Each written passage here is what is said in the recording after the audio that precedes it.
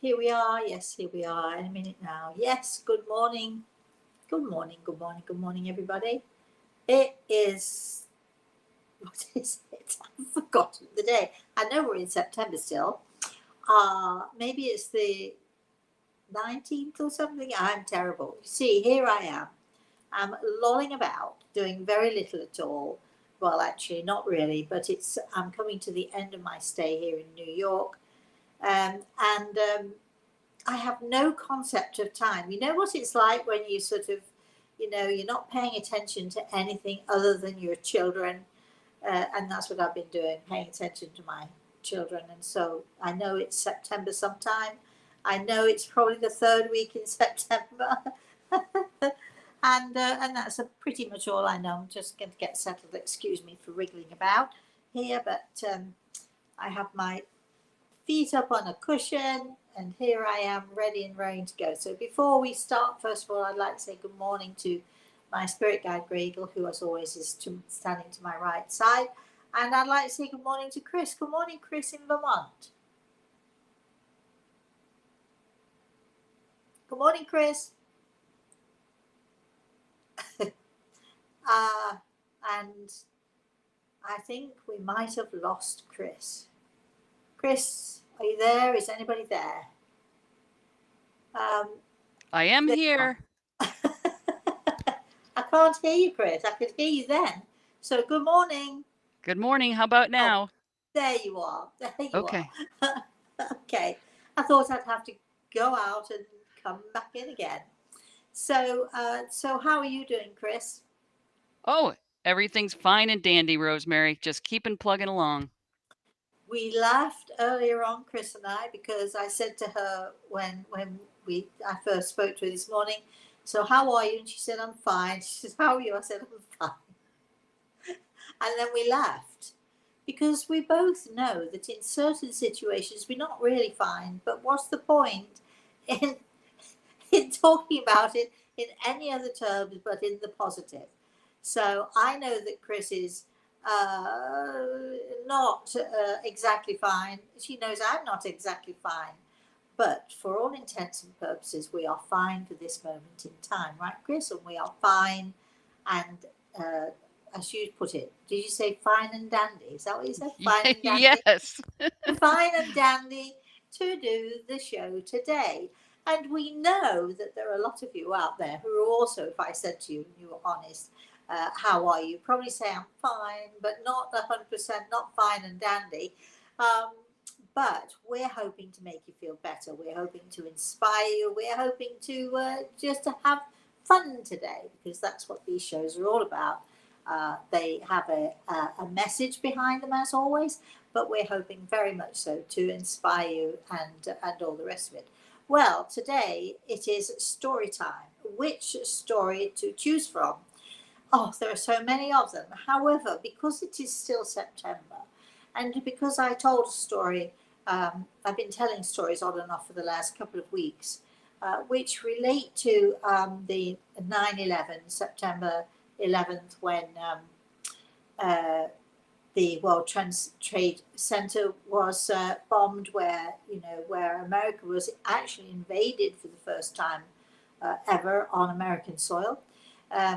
If I'm incorrect, I know somebody's going to let me know about that, and that's okay.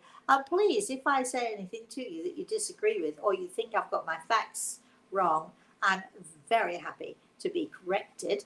But still, as we are still thinking about all of those amazing heroes, all of those amazing and wonderful people who helped when everything turned to chaos, and also those wonderful, wonderful people who were actually in the World Trade Center working away, not, of course, not expecting that this would happen to them, not expecting that this would be their last day. So we're remembering all of those people who were lost, whether they were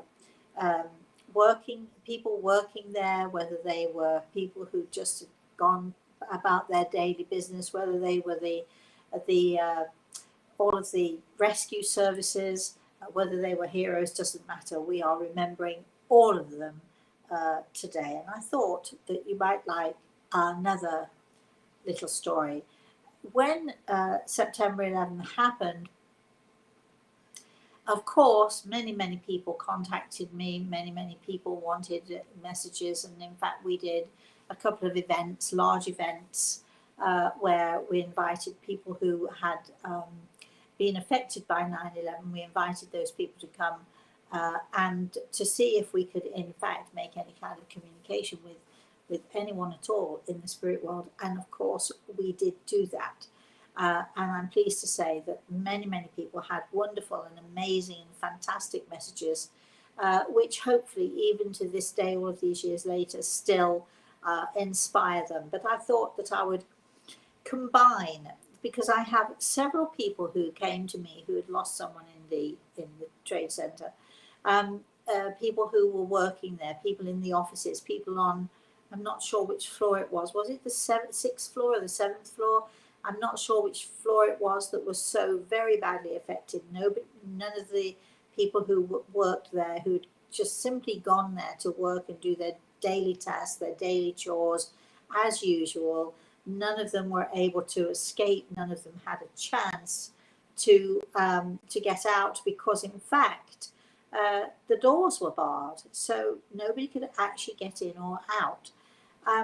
And as I very often do, I have this very weird ability. I have to say, it's weird even to me. So you listening to me, to be talking about this is probably going to be even more weird to you. But it's hard for me to explain it, except to say that there are times, many times that it's happened to me, where in order to see something clearly, in order to be able to recount clearly what I'm seeing or what I need to understand, I literally will be, this is where it gets weird, I will literally be taken back.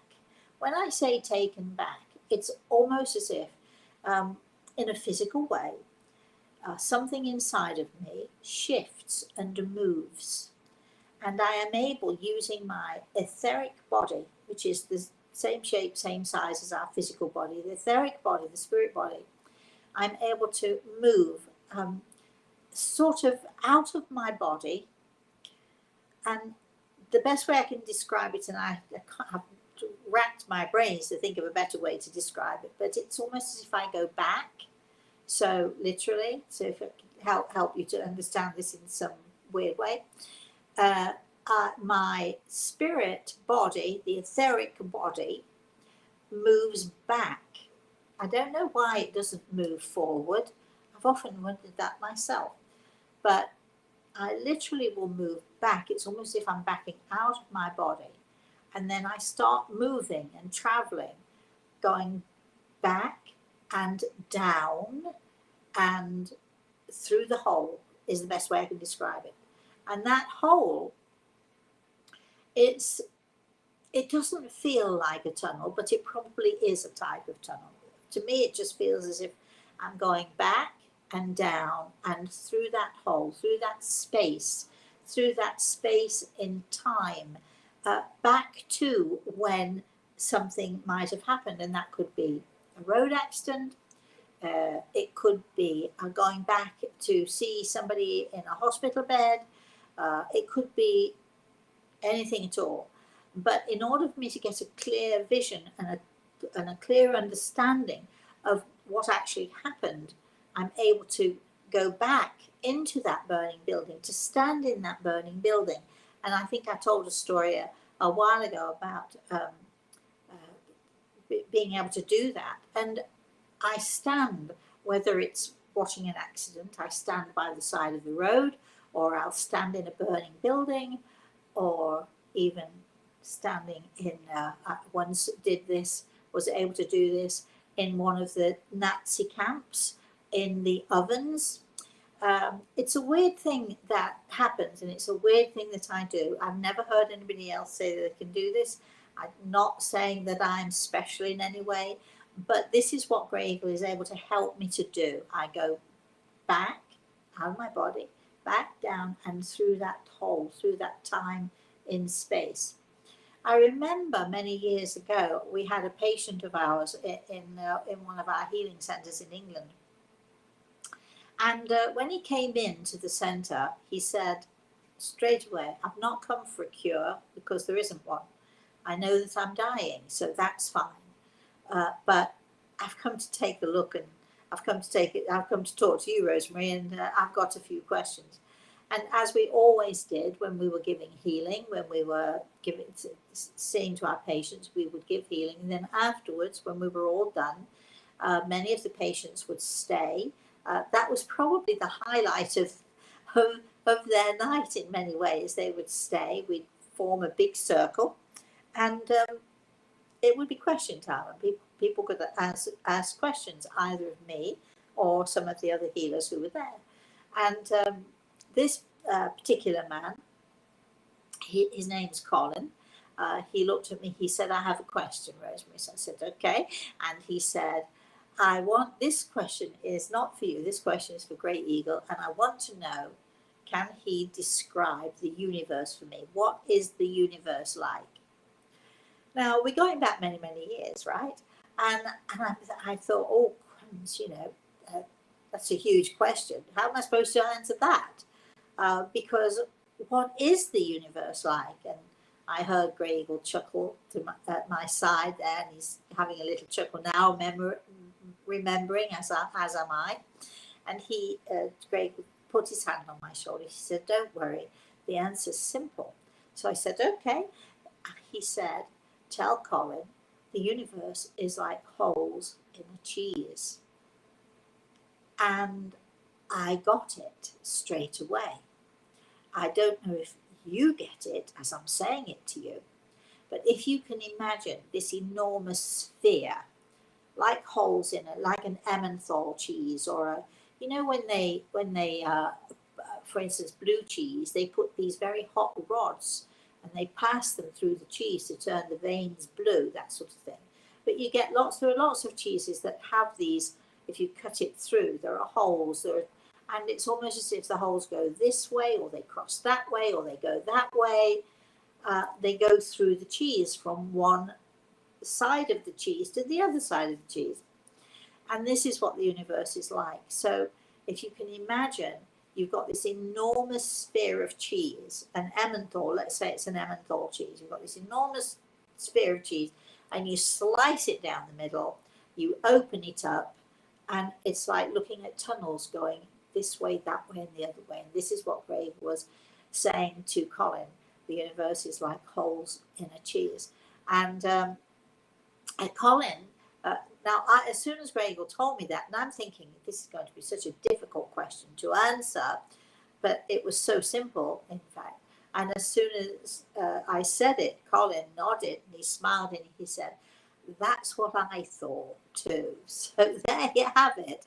So holes in a cheese. So going down and back and through the hole, through one of those tunnels, through one of those spaces, through time and space, to experience something that might have happened yesterday, or it might have happened 5 years ago, or however long it happened.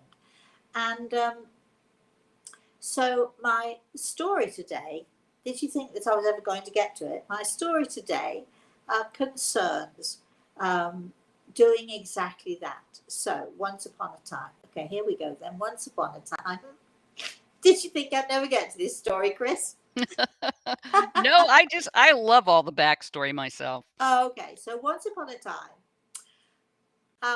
somewhere around or after 9/11, and when I say I'm going to combine it, I've had this experience on many occasions with different people. So let's just say I was approached by someone who lost a loved one in 9/11, and this person who they lost was he worked in the Twin Towers, and as did many others. And so he wanted to know, what was everything all right? What happened prior to his death? Was he afraid? Was he scared? Was he, you know, what was going on in the minds of the people who were in the offices there? People who'd just gone to work and just had ordinary lives and working ordinary jobs in an ordinary way, having this extraordinary and terrible thing happening to them. And so, as I have often done with Grey Eagle, he took me, yes, I'll say it again, so you've sort of got it in your head, going back, in other words, out of my body, weirdly backwards. I always go backwards, weirdly, I have no idea why, but there it is. Going back and down and down and down and through the hole and through time and space. And I found myself on this in this particular office. When I say office, it was a huge office space. It was probably one whole floor. And as I arrived there, and it's sort of, let me explain it again. When I'm standing there and I'm doing this, I'm a voyeur. I can't do anything. Can't interfere.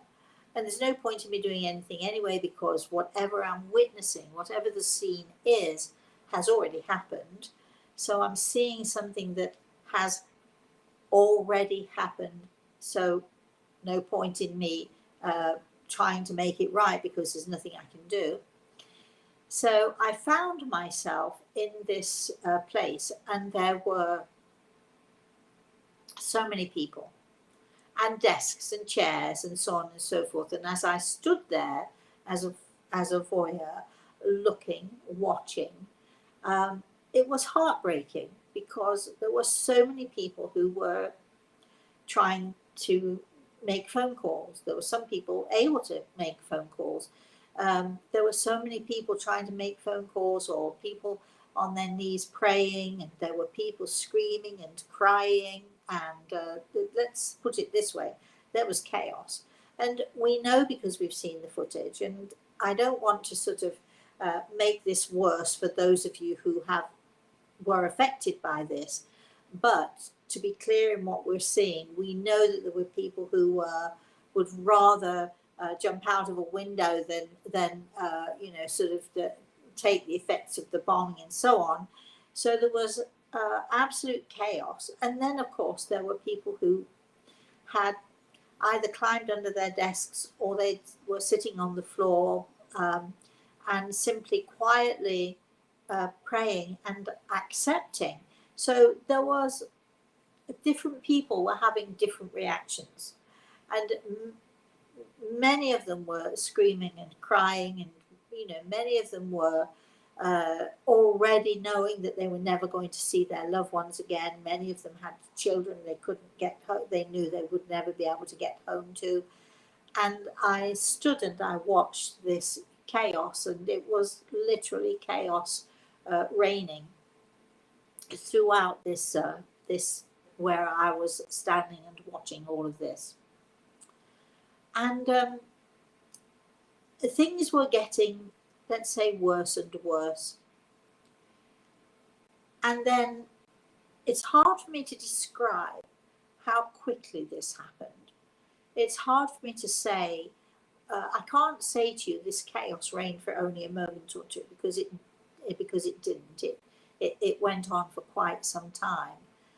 But then it was as if there was, and I could feel it, a calm. Something changed in the air. Something changed in the atmosphere.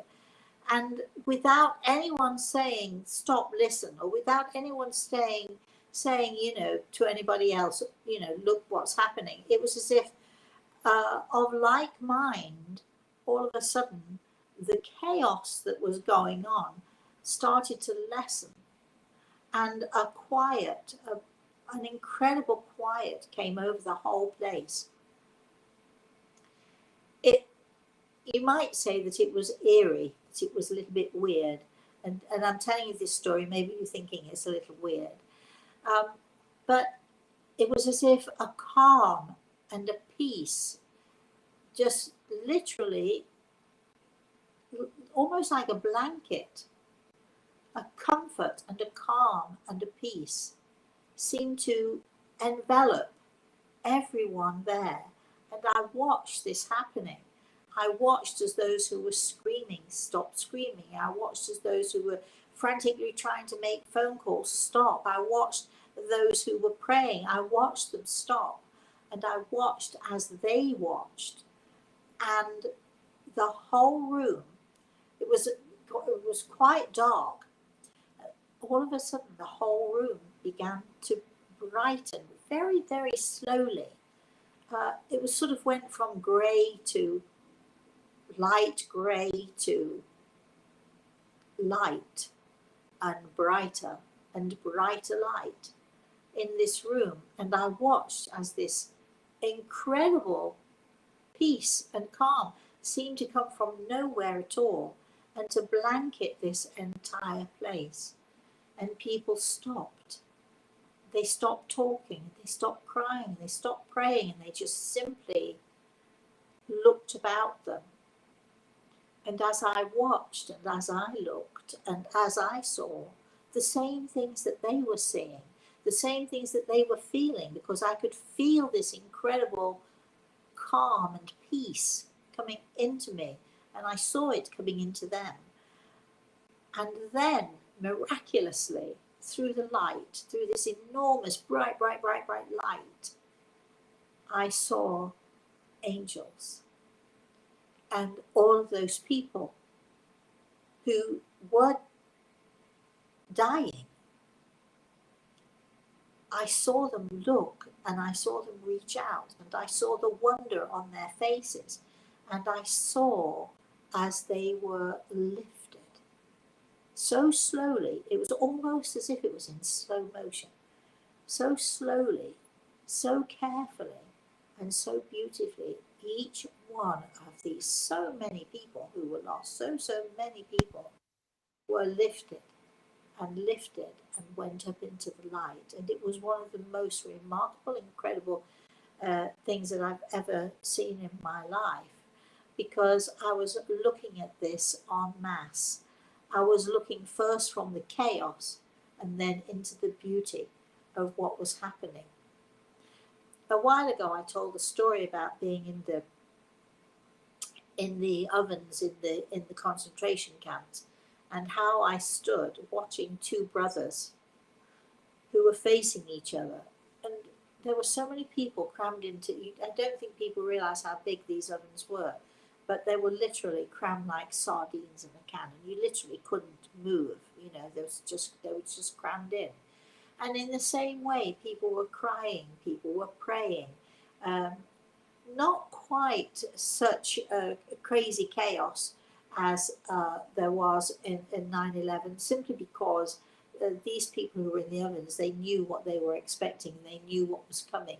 And for 9/11, I think it was just so unexpected, and people had not come to terms with what was going on in quite the same way. But in that same way, in the ovens, it was sort of really, really dark, and then very slowly, very, very slowly, very gently, it became lighter and lighter, and until it was so bright, it was hard for me to see through the brightness, through the light, and the same thing. And I saw all of these people being lifted so gently, so carefully, so beautifully, being lifted and raised up by their angels. And in the offices, in the Twin Towers, when I think of the Twin Towers, when I think of the chaos, and we know, don't we, that this just didn't happen in the Twin Towers. We know that all over the world there are tragedies. We know that all over the world people die en masse. It is just such a terrible thing, I think, for America, because this is probably the first time that anything like this ever occurred outside of the country. So it's a very, very traumatic, it's a very hard thing for us to remember and to think about. But when I think about it, when I think about 9/11, when I think about people who have died, whether it's one single person or whether they are going en masse. We can talk about the plane crash. We can talk about the Lockerbie. It's another story. We can talk about all of these things, and every single time I see these incredible, beautiful beings. Um, I know that many people don't think angels exist. I really, years and years ago, people would say to me, "What do you think about angels? Do you think they're real?" And I would say, "I'll let you know when I see one."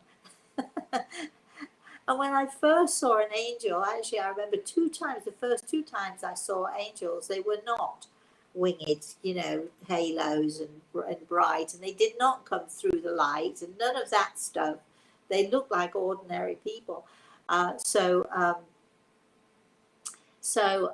there was no doubt in my mind that they were in fact angels. So now when people say to me, "Do you believe in angels?" I've seen them so many times. I've seen them in so many different forms. I have been privileged to talk to earth angels. I've been privileged to see our beautiful angels who love us and who care for us. And when we had our last Christmas, when we had our webinar, um, we had an angel webinar. Oh boy, did we see angels. So um, we should probably be doing the same thing this Christmas, thinking about it, coming up to Christmas. We do like to do our angel stuff. But going back to 9/11, going back to my story here, um, if there is any doubt in your mind, it's okay. Remember when I said, "I'll let you know when I see one," because it wasn't that I didn't believe, nor did I believe, I just didn't know. So until we see one, well, what can you do? So if you're in any doubt that I'm a crazy woman telling this story, well, I am a little bit crazy, but this for me is the truth, and this is for me the reality, that there are angels all around us. They watch us, they watch over us, and when it is our time to go, and you all know that I know that you can't go before your time, um, I have had the privilege of going back, yes, and down and through the whole, traveling through time and space, traveling through the universe, maybe even some of the many universes that are out there. And I've been able to do that, and I've been able to witness incredible, incredible things. And angels are the best. So, for all of you who were affected by 9/11, for all of you who were affected by having lost someone, for all of you who were affected in any way, worrying, will there be someone to meet my loved one? Will they be taken care of? How do they get from here to there? I can assure you, absolutely, that our angels do exist. And for all of those who perished in 9/11, I absolutely know, because I've seen it with my own eyes. I absolutely know that the angels came and lifted them gently, so carefully, with such love and such comfort, cannot even begin to describe it. The feeling is indescribable and beautiful. So I just thought that I would tell you that story for all of you who are, this month in particular, thinking about anyone at all that you have lost, or in any way that you were affected by 9/11. I can assure you, angels did come, and I can assure you, your loved ones are safe and well, and I'm sure often visiting you. The end. There you go, Chris. Did you like that story? Oh, Rosemary, and the comments are saying similar things too. It's an energy comes about my body personally, feeling the goosebumps all over, and obviously the welling of emotion and hearing about what people experience, but then again, the true experience, the miracle as they were passing. Right. So some of the comments along that line, Cheryl Okay. saying, goodness, that story is giving me goosebumps. Bridget, one of our bottom brickers, saying, "This is the most beautiful story. I'm literally blubbering. I'm so touched. Thank you so much for sharing this with us, and I love you." Oh, thank you, Bridget. Maggie saying, "I'm loving this angel session." Um, Rhonda says, "When my dad passed, we heard the angels sing for just a split second, and it was beautiful." Oh, nice. Yeah, so those are the comments, and then we start with some questions. Okay, go for it then. All right, Mark, I'm going to shorten what he's written. Well, he did say it's an emotional story about 9/11. The question he has is, oh, let's see. Speaking of God in the universe, a question to Gray Eagle. As we all here on earth change our ways with time, does God change as well? For instance, we have the internet and Facebook and social media. Often I say from my fingertips to God's eyes, so that God too is watching what I write. So, as much as God hears what we say, are there any thoughts from Gray Eagle? Yes, actually, Greg has put his hand on my shoulder. I like this question. I wish I could answer it in more detail, but from what Greg tells me, the world is always changing. We are always changing, but many things stay the same, and it's not. It's not a very comforting answer. Greg was laughing at me. It's not a very thorough answer. We'd like to know more about the things that change, wouldn't we? And we'd like to know more about the things that stay the same. But, you know, the universe is continually, moment, moment by moment, I'm just checking that I got that right, moment by moment, it is changing in so many vast ways, too, too, too incredible and complicated for us to understand in some things, but yet um, the basics, the basis, the truths, yes, the truths are remain the same. The truths are always the truths. Okay, that's there. You're You right. are. We want to know more, Rosemary. That'll be another webinar, right? Yeah, maybe. Maybe we'll ask Gregor if he'd like to do a webinar explaining that to us. There we go. Okay, go, Chris. All right. Cheryl's talking about a dream she had recently. She was riding a bicycle and stopped to buy iced tea from a man by the roadside. She paid him $5 and then he wanted to hug her. He said, "I can take you with me if you want." And I said, "No, not at this time." And he disappeared. I think she's saying, "What the H was that?" Do you have any insight? Well, I do, um, but I'm not sharing. Okay, keep To, going. Today will be a day of mysteries, I see. Apparently Um, so. Apparently so. yes. So Julie's saying, "So glad you spoke about this today. It has touched me greatly recently, and so many aspects of 9/11 that I didn't know that happened at the time and are in the new documentaries. I certainly watched today's session back. I'm sure it's been, no, I'll certainly watch it back. I'm sure it's been asked, but what happens to people who commit atrocities on the other side?" Uh, well, oh gosh, uh, it's a great question. I do appreciate it, but okay, it's when we have wars. For instance, I'm British, so our enemy was definitely, Germany. Um, so, do we blame all Germans for one crazy man's actions and many crazy men's actions, thinking about it, and women if it comes to that? No, of course we don't. And if you look on the other side of things, uh, if you were in Germany, your enemy would be the British.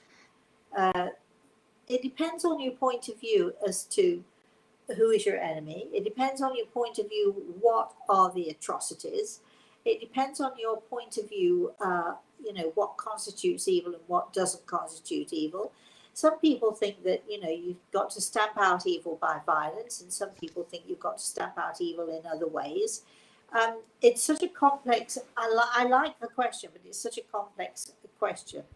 And it's not one really that I can answer because, as Gradle is pointing out to me and reminding me, each person is judged on their own actions and not necessarily judged by God, but judged by themselves more so. But there are dark souls who, when they pass, will go to the dark, and that's where they want to go. It's not necessarily punishment for them.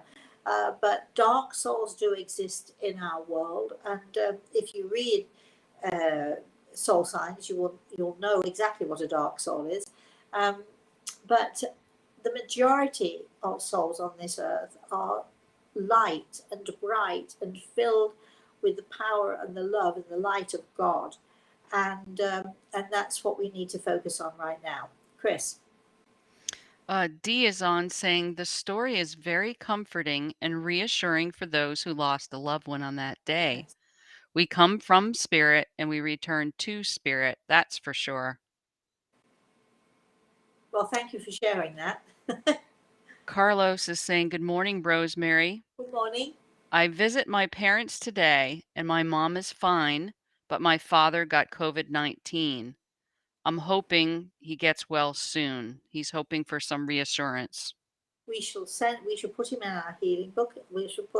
Don't need to give us his name, but if you'd like to email us, email Chris and just give us his name. Either way, we shall put down Carlos's dad. God knows we don't have to know the names necessarily, but we're definitely going to put him on our healing list and send him a healing. And we would very much like it, please, if you could keep us posted on how he's doing and his progress. Chris. I'm going to remind you of a message that came into our email. I don't remember the person's name at the moment, but they were saying that they hope that you'd be able to do a Healing Hands Around the World live in video. And since we do not have any questions right now, we're waiting for people. I think they've been stunned by your story.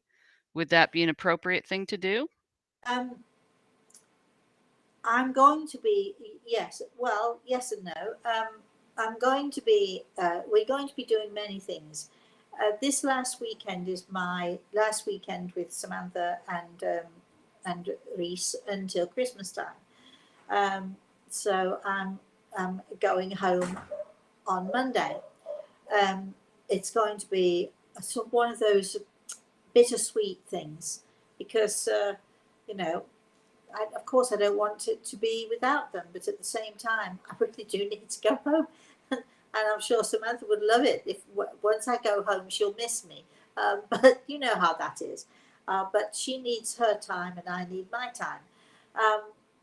So this weekend is focusing on doing the best I can and taking as much time with them as I can. And as we've been doing, of course, since I've been here.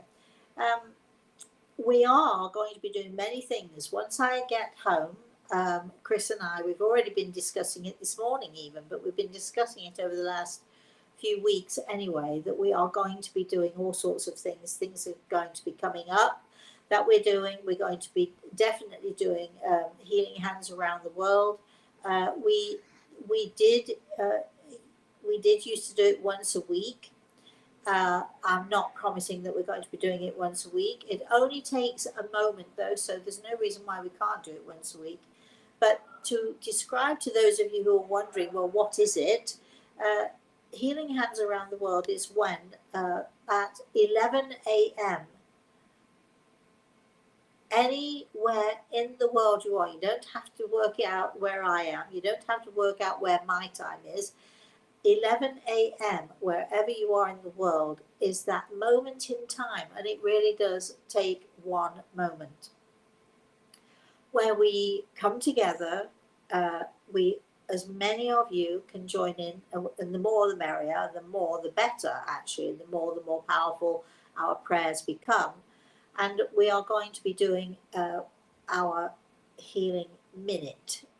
We call it our healing minute. So 11 a.m., wherever in the world you are, I will ask you to stop what it is you're doing for 30 seconds, 30 to 60 seconds, not hard, right? We say our prayer, dear God, please allow us to be part of your healing process, allow us to participate in the healing process that goes along. Please allow us to join with you in sending healing to all of those who need it. If you at that point in time have someone you know, whether it's a family member or friend or whether it's you yourself, you can mention, especially I would like to mention whoever it is you want to mention. Um, and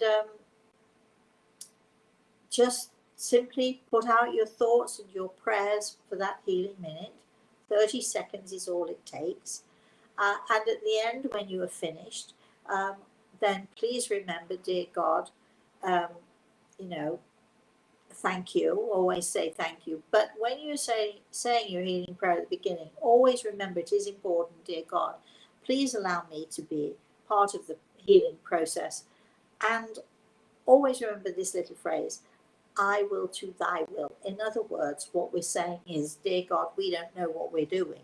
So we trust you, and whatever you decide for all of these people we're sending healing to, that is what we are about. So we're joining our prayers and our energy, but we are not deciding or dictating or asking for anything. We are allowing God, we're putting our trust and our faith in God and in that God force.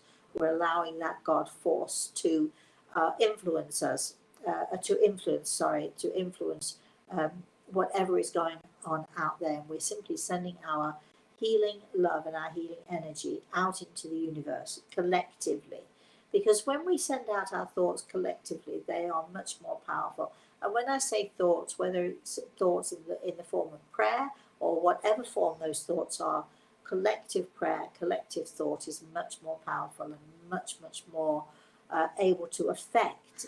So I also am going to suggest that for those of you who want to know more about healing, I'm going to suggest if you would like to be a healer yourself, or if you might like to attempt to do this, every single person on this planet has the ability to give healing. It's one of those things that was God given prior to our birth here.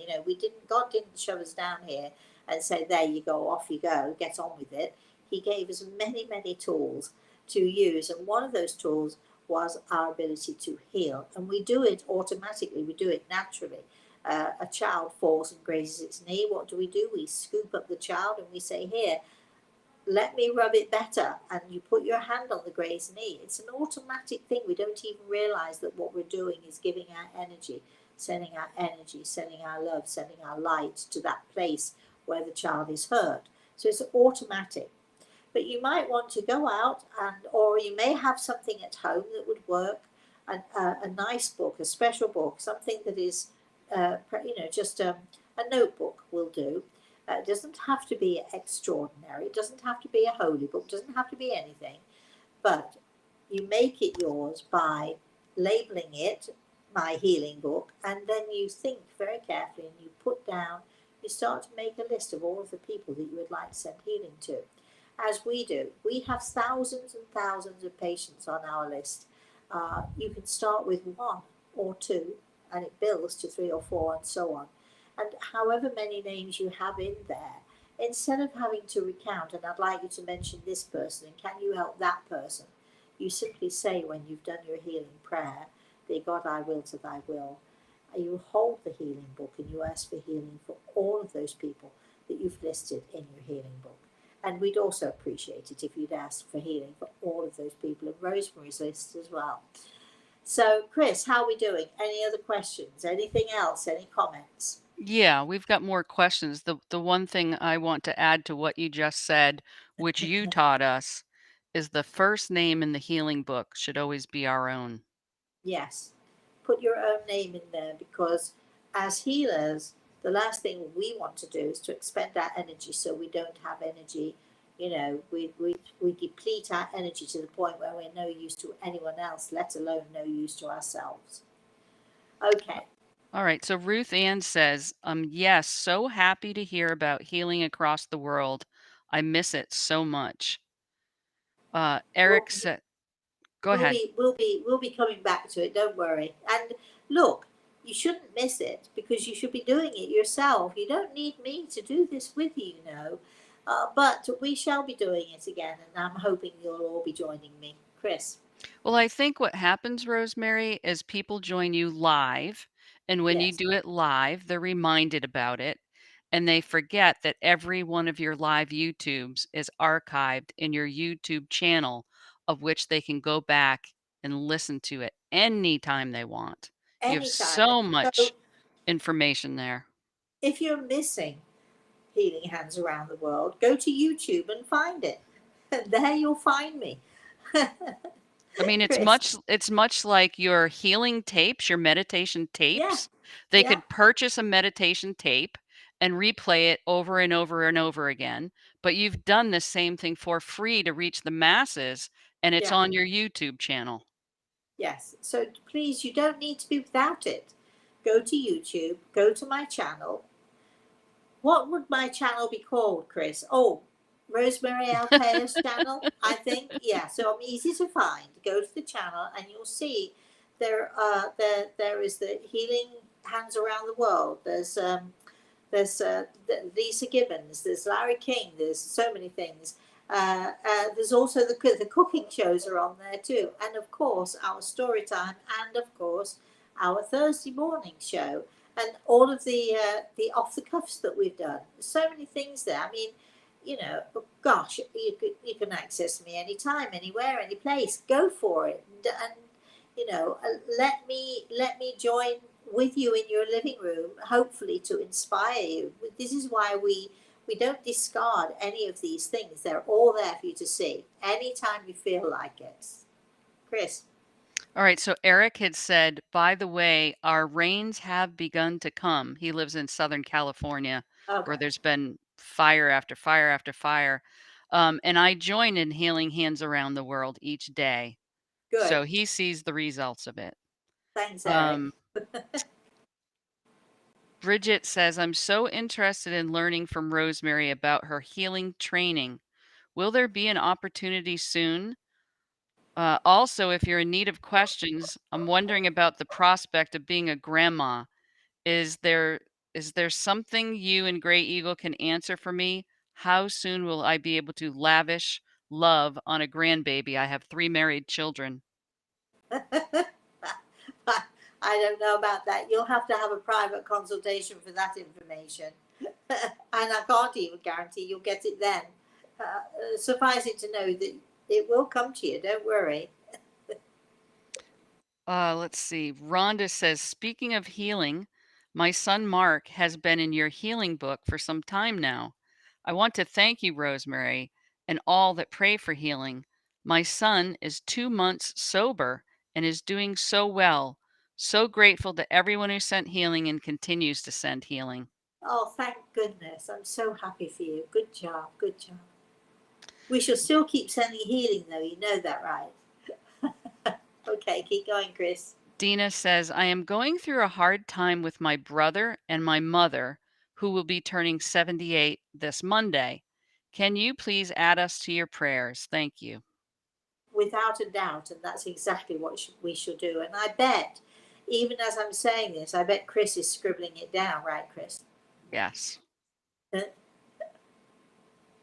All right. Who is next? Cheryl says, losing loved ones in a tragic way makes us think, what did they think or feel? Did they know what was happening? So, imagining the angels coming with such comfort was visually sweet.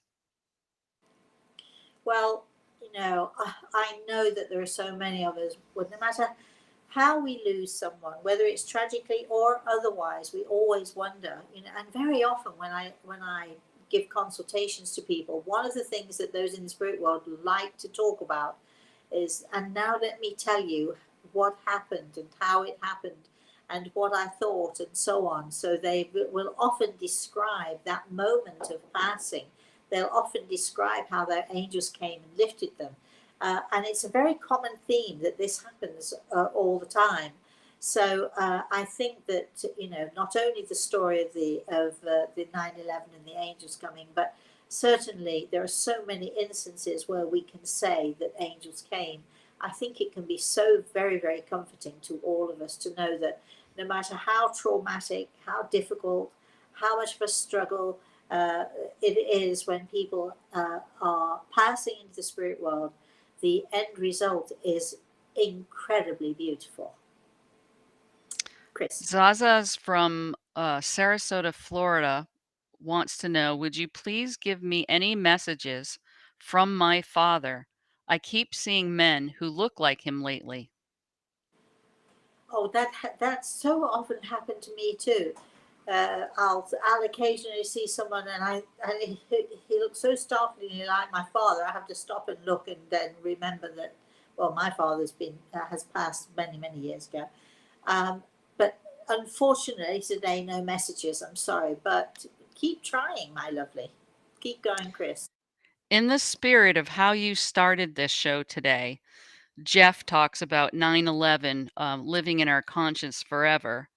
And he said the first real invasion was around 1607 when Jamestown, Virginia, and Popham Colony in Maine brought Europeans to the eastern coast. So he's giving you that information because you said if anyone had corrections to chime Well, in. here's the deal, though, Jeff. I'm going to argue with you just slightly. Oh, surprise, surprise.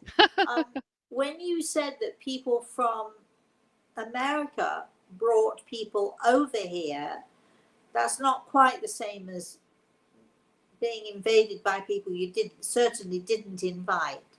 Now I know that you're going to correct me if I'm wrong. I know that, and I know that you know there are lots of situations like that. But when people are brought over and invited over for whatever reason, they're invited over or brought over. That's not the same as being invaded by the enemy who were not invited and we definitely didn't want here. I love these. I love these historical arguments. Keep going, I can Chris. almost hear Jeff's voice and his laugh at your retort. You know, I can picture us all sitting at the table having this conversation. It would be quite Yes, animated and fun. absolutely. Yes. All right, Mark has another question. What kind of soul would Gray Eagle say I am? I'm not ever perfect, and I am, after all, mere mortal. I have my faults. It's okay for him to be brutally honest. Well, here you go. Right, Mark?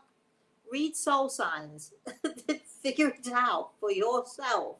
I actually said to somebody the other day, I normally tell people, figure it out for yourself. Read soul signs. Remember the golden rule, find your soul group first. If you find your soul group first, you've only got 3 soul types to figure out. One you will dismiss immediately, and the other two, which are you most like? Okay. But Mark, read soul signs. You figure it out. And when you've done that, if you'd like to, you can ask me and I'll let you know if you're right or wrong. But come on, you've got some things you have to figure out for yourself. We all have faults, Mark. We all of us have faults. Even I have faults. Do you like that, Chris? Even I am flawed, right? We're all flawed. We all have faults, um, and we've all done things that we wish we didn't do. And I know that for a fact. And sometimes, I mean, I myself have done things that I really didn't like myself for. So, you know, it's not about whether or not we do things that are not so nice or we do or we're saints. It's not about that at all. So read soul signs, Mark, and then get back to me. You're Okay, Chris, we must be due. I was gonna say we're coming right up to the end, but what you Right, just said reminded me yes. of one of the other stories you shared about the white dress with the stain. Oh, yes. We could save Well, that for another time, or I actually told the story of my first conscious out of body when I was in Egypt. And that was when I saw, that was when I was wearing the white dress. So not, we've all got little marks. We've all got stains on us. We've all done things that are wrong. I'll tell that story perhaps another time, Chris. We've all got things about us that are not so nice. That doesn't mean that we are terrible people. We are simply human. And as human beings, we are flawed. And that's why we're here. We're here to learn. We're here to grow. We're here to discover. And if we were flawed, as Grey Eagle would say, here's what Grey Eagle would say. If I were to smooth your path and leave no wrinkles, where would your learning process be? And there you have it. I think, Chris, are we up to time? yes. So I'd like to thank everybody once again. I've really enjoyed this morning. I really do hope that my story today resonated with you and has inspired you in some way. So thank you all for joining us. We shall be back definitely next Thursday. Why? Because we'll be doing our Thursday show, which is the Spirit World Sees All, which they do. We shall be back next Saturday doing our story time. I shall be doing all of these things from Florida because, as I've said, I'll be traveling on Monday. And so we might pop in over the weekend for an off the cuff. You just never know. So keep watching for us. And if not, the next time I see you, I will not be in New York any longer. I'll be in Florida. So thank you, all of you, for your help, your support, your love, and all of that stuff, and all the questions in the comments, because we love them.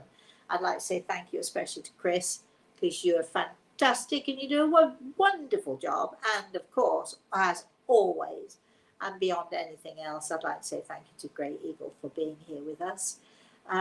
So until I see you again, whenever it might be, in the meantime, please, all of you, have a very, very blessed rest of the day. Have a very blessed weekend, everybody.